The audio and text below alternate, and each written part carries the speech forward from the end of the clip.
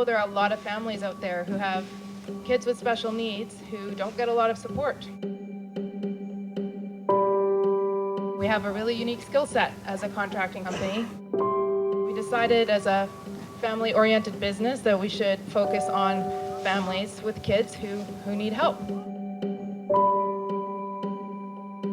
It was a gift that sort of kept getting bigger as the process went along.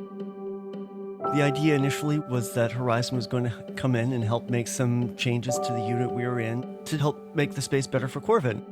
It ended up going from a couple of improvements on another unit to building an entirely new bedroom for Corvin and a disability bathroom all on the first floor. Corvin has some fairly extreme mobility issues as a result of the seizure condition and as a result of the tuberous sclerosis. It's been very difficult for him to just simply learn to walk. There's a lot more space here. It's helped improve his walking. His seizures have gone down really dramatically. That means that he has more energy. That means we're sleeping through the night more. And it's a big improvement for all of us.